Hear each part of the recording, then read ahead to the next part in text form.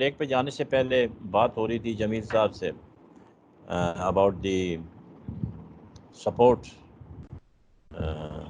Indian support on international in getting membership, permanent membership in the United Nations, and Shah Mahmood Qureshi's concerns about flag operation.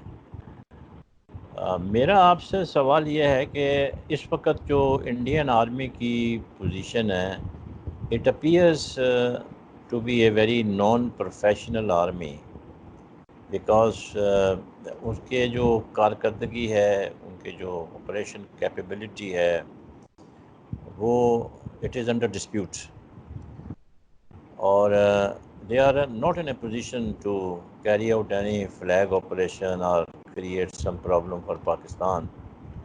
और आवाम में भी उनकी जो है काफ़ी उनके ऊपर क्रिटिसिज्म हो रही है। तो ये जो नॉन प्रोफेशनल ट्रेंड है, आप नहीं समझते कि for the so many years ये अपने लोगों के ख़िलाफ़ इस्तेमाल हो रही है? कश्मीर में 10 लाख फ़ौज लगाई हुई है। So no they are train to fight their own people and any army which restricts its capability to fight their own people cannot face the real enemy. कैसे देखते हैं आप इसको?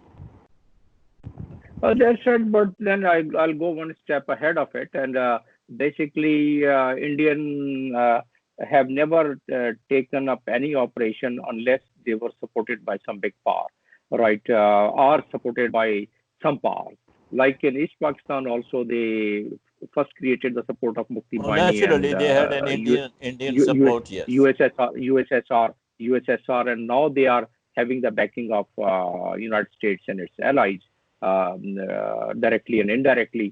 So, in view of that, they do. Second, the most important difference between Indian forces and Pakistan forces, although numerical number is low, but a force, a Pakistani force, they are fighting for Shahada, right? And Indian force, they are trying to save their life in the battlefield. So that makes a huge difference. And plus, Pakistan Army is a battle-hardened army, and therefore Pakistan Army fights fiercely. But Indian Army, you have seen it now in Ladakh, what has happened. So that is one specific reason that, and then they were not fully trained and acclimatized in that area. They started having the weather and climate problem also while they went to have their fight with the Chinese, because they could not carry the weapon, and weapon they could not carry it because they had signed an agreement, India and China, in 1993, and Article 6 says that in that no man land, no force would take the weapon. So Chinese did not take it, and Indians, so Chinese were quite expert and quite well acclimatized. They taught them lessons for that. It is learned that in the Galwan Valley, in Galwan Valley, non-traditional weapons have been used, as has been reported in the press. They have not resorted to the typical weapons. Quite right, but Indians even couldn't do that, or couldn't face even that thing. How would they face their technology, and how would they face their advancement now? They are quite well advanced in their technology and in their weapons. So therefore, India, that's why the answer to your previous question initially, what you raised, that India, Modi is not making any hue and cry, and other people in India are not making any hue and cry, because they know what exactly the reality China has if India still wants to make some advancement. And I guess the Americans are also not very happy with the performance of Indians in that. Yeah. Don't you think that since Donald Trump is busy in the election campaign and is facing a lot of criticism on coronavirus, so he's not much inclined to come in open support of India, and he's just watching and waiting the actual outcome between India and China negotiations? Very much so, and that's what I underlined earlier, that the US as a whole, not even Trump, not because of election is one part, but even otherwise, as per the international laws, China is on a high moral ground, and no country can openly support unless an international law is violated, or unless there is an agreement, defense agreement between those countries. That's one. Election year, as I was underscoring the point earlier, that Trump would not like to have any setback which could show him to be a poor planner and a poor commander-in-chief of the armed forces of the United States. So from that point of view, he would only come openly once he finds some gains and some success. Otherwise, he will not. He cannot afford to have to become a part of a losing game in any part of the world. So that is my take so far as Trump is. My last question is not related to now China and India, but a general question which is agitating everybody's mind, especially the Americans. Iran is making another in close to Strait of Hormuz. How do you see this latest development, and what is the motive of Iran in making this? Is it a challenge? Is it a challenge to the United States of America? No, definitely it's a challenge. And I'll draw your attention on the agreement between Iran and China, which happened on the 1st January of 2017. And in 2007, Xi Jinping, the president of China, had signed that agreement with Iran, in which defense cooperation and all the intelligence of the high seas, that is and then for that, China really equipped them a lot.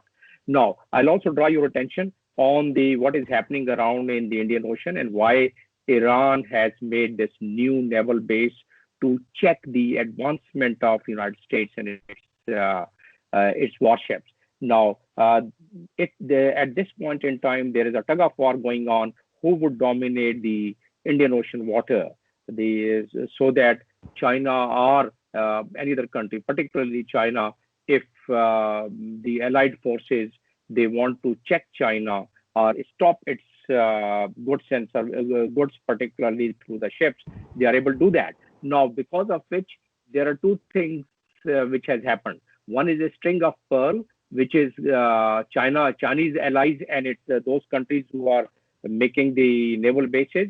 That is Gwadar, which we have not officially accepted so far, but my analysis, Gwadar, Bangladesh, Sri Lanka, and so on, right? Myanmar and South China Sea. And the second, as against that is the string of alliance, which is America, this Japan, Australia, India, America. So it is in continuation of that the Iran has made this, making that base. And in the overall context, what I initially mentioned, in the geopolitical posturing and geostrategic posturing, where they want to check China as becoming number one or the strongest economic and military country. Military point of view, the United States is still number one country, and it will take quite a few years for China to really match its military power with the United States. So long as that happens, this tug of war would keep going on, and by accident, something bad can happen, and we all can be roped in including Pakistan, and can be roped into a higher scale war. So that we have to be very careful, and we have to see what way the future geostrategic positioning is taking place between China, Russia, and the United States and its allies. Yes. Thank you very much, Mr. Jameel Khan, for your excellent analysis on the current situation between the dispute going on between China and India, and also affecting Pakistan. You have rightly pointed out the implications and has drawn the attention of the world community that let's not get into the Third World War and try to resolve the issues in the best way as we can. Secondly, as you rightly said, that China and India is no comparison as far as the armed forces are concerned. Uh, China is now emerging super. It's already a economic power in the world. Nobody can deny the facts. But we also have to play our important role, as you said rightly, that we should have aggressive diplomacy. That is very important. That is the key factor that requires Pakistan. Just mere mentioning the threats by Indian that they are going to carry out flag operation by our foreign minister does not serve any useful purpose. What we need to do at the foreign office is to ensure that all our energies are spent in getting international support. That has been lacking. You have been ambassador in many countries, and you would agree with me that uh, Pakistan has not done that much in the foreign affairs. We had just one international dispute of Kashmir, just one dispute internationally, recognized by the United Nations and the world powers. But we have not been able to resolve it.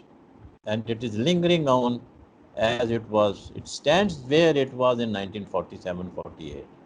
So that is our contribution.